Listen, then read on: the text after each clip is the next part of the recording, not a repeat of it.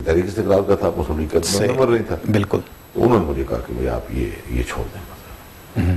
میں لاہور تھا، میں واپس آیا، میں سب سے ملاقات ہوئی میری. میں نے کہا جی جناب جو کرو، لیکن میں اپوزیشن کا کیمپ چھوڑ کے کدھر جاؤں اور میں کیوں چھوڑوں اپوزیشن کا کیمپ؟ ٹکٹ ان کی ٹکٹ پہ میں جیتا ہوں. ٹھیک ہے کچھ ووٹیں ہماری بھی ہوں گی، مطلب ہے کہ روپے میں سے اگر جا رہے ہیں ہماری ووٹیں ہیں، 12 نے ووٹیں مسلم لیگ کی ہیں جس ٹکٹ پہ میں جیتا ہوں. تو آج میں کیسے چھوڑ دوں ان کو؟ مطلب معقول وجہ ہونی چاہیے. تو اور پھر میں چھوڑ کر کہاں جاؤں؟ پولیٹیکل کیریئر ایٹ سٹیک ہے. پولیٹیکل کیریئر ایٹ سٹیک ہے. ادھر اپوزیشن ہے، ادھر گورنمنٹ بیٹھی ہوئی ہے. میں یہ چھوڑ کے تو پھر گورنمنٹ ہی ادھر بھی میں جا سکتا ہوں. مطلب تیسری مجھے بھی انہوں نے مجھے بھی کہا، اور جو ایک دوسرا رکن تھا، طارق نام تھا اس کا، وہ بسرور یا کہاں سے ادھر سیالکوٹ کی کسی تحصیل سے جیتا تھا، تو اس کو بھی کہا.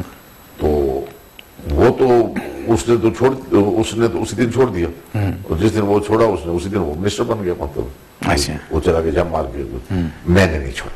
میں نے ارما صاحب کو ایک کہا، میں نے کہا سر جناب کو میرے سر آنکھوں پہ، لیکن آپ مجھے یہ کہیں کہ میں استعفیٰ دے دوں ممبرشپ سے، وہ تو میں کر سکتا ہوں. لیکن اگر آپ یہ کہیں کہ میں ممبرشپ ہی رکھوں اور وہ کیمپ یا وہ دھڑا چھوڑ دوں جس پہ میں جیت کے آیا، مطلب ہے میں کہ جی یہ بہت غیر اخلاقی بات ہے، کم از کم مجھ سے ہو نہیں سکتی ہے. کم از کم یہ ٹینیور کمپلیٹ کر لیں. ہاں مطلب میں نے کہا یہ نہیں ہو سکتی. مجھے یہ کہیں میں چھوڑ دوں، میں ایک سیکنڈ لگاؤں گا، آپ میرا ریزائن لے لیں میں چھوڑ دوں. صحیح. انہوں نے کہا نہیں میں ریزائن کا آپ کو نہیں کہتا. چین والیاں کو میں 2 سال پہلا میں چین دی کمیونسٹ پارٹی نے بلایا تے انہاں دے جڑے اکنامک پلاننگ دے ہیڈ سن، انہاں نے دعوت دیتی.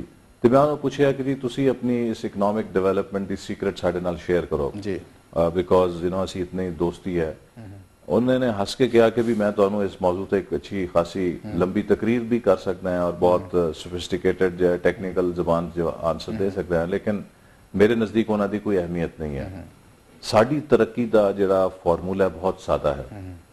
اج دے دور وچ کسی ریاست دا بنیادی فرض ہے کہ 2 چیزاں پیدا کرے، اور اقتصادی ترقی خود بخود پیدا ہو جائے گی. پہلی پولیٹیکل سٹیبلٹی اور second social solidarity. And by social solidarity دے مین کہ نمبر 1 ایکویٹیبل گروتھ، کہ ایک مساویانہ گروتھ، اور دوسری سماجی ہم آہنگی، ہارمنی ان دا سوسائٹی. ادھر کانفلکٹ نہیں ہونا چاہیے.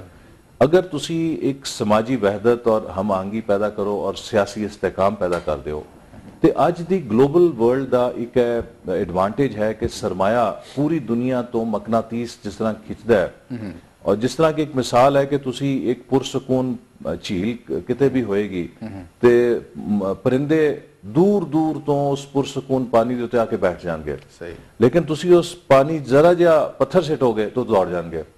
So political stability and social solidarity precede economic development. اچھا you can have economic development sometimes without political stability or social solidarity, لیکن وہ بڑی شارٹ رن ہوئے گی.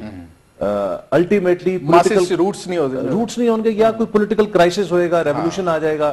جس طرح انڈونیشیا تسی دیکھو کہ تقریباً 3 decades they had double digit growth, لیکن اتنے جدوں ڈکٹیٹرشپ ختم ہوئی، ایک پولیٹیکل کرائسس آیا، اس نے انہوں نے 10-15 سال پیچھے سٹ دیتا. اس کرائسس نے فاؤنڈیشن دلا دیتی ہیں. سو اکنامک ڈیولپمنٹ وہی پائیدار ہے جو سسٹینیبل ہے، which can continue. اچھا کمو بیچ ایہو جی ایک ویژن جڑا 2030 دا ایک آیا ہوا ہے، وہ مطلب وہ تے کوئی کمنٹ کرو گے؟ ہاں ان موجودہ حکومت unfortunately I would say کہ when in 1999 our government was toppled، ساری حکومت دا تختہ الٹیا گیا، تے حکومت نے آندے نالی اس ویژن 2010 جو اسی پاکستان دی ترقی لئی شروع کیتا سی، اور بنیادی طور تے اودے وچ ایم ای سی کہ اگلے 12 سالاں دے اندر پاکستان دی کی ضرورتاں نے، انٹرنیشنل اکانومی دی کی ضرورتاں نے، اور اس گلوبل اکانومی وچ پاکستان کس طریقے نال انٹیگریٹ ہو سکتا ہے.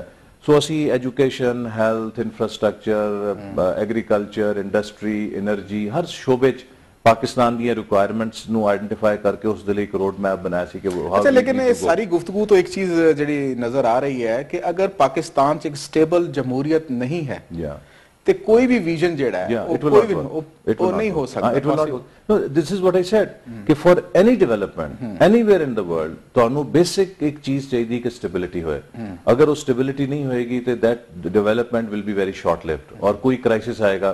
جس طرح کہ تسی 1960s ਦੀ ਮਿਸਾਲ ਲੈ ਲਓ, ਪਾਕਿਸਤਾਨ ਦੇ ਅੰਦਰ ਉਹ ਕਿਹਾ ਜਾਂਦਾ ਹੈ ਕਈ ਲਿਹਾਜ਼ ਨਾਲ golden era of development, Ayub Khan ਦਾ ਹਾਂਜੀ ਦੌਰ ਸੀ, ਉਹਦੇ ਵਿੱਚ ਬਹੁਤ ਹਾਈ ਗਰੋਥ ਰੇਟ ਸਨ, ਲੇਕਿਨ ਚੂੰਕਿ ਡੈਮੋਕ੍ਰੈਟਿਕ ਡਿਸਪੈਂਸੇਸ਼ਨ ਨਹੀਂ ਸੀ ਔਰ ਇੱਕ ਡਿਕਟੇਟਰਸ਼ਿਪ ਸੀ, ਤੇ ਕੀ ਹੋਇਆ ਕਿ ਉਸ ਤਰੱਕੀ ਦੀ ਗੈਰ ਮੁਸਾਵਿਆਨਾ ਤਕਸੀਮ ਹੋਈ, امیر امیر تر ہوندے چلے گئے, غریب غریب تر ہوندے چلے گئے, لہٰذا اور اسی طرح ریجنل ڈسپیرٹی ہوئی, کچھ علاقے بہت ترقی ہوئی, کچھ علاقے بہت پیچھے رہ گئے, لہٰذا that 10 years development resulted in break up of Pakistan. ہاں جی, اگر ڈیموکریٹک گورننس دے نال وہ ترقی ہوندی سو اس دا جڑا وسائل دی تقسیم ہے وہ قدرے مساویانہ ہوندی, ہر طبقہ ہر علاقہ ہر خطہ اودے شریک ہوندا اور اودے چ محرومی دا احساس نہ ہوندا. بات ہو رہی ہے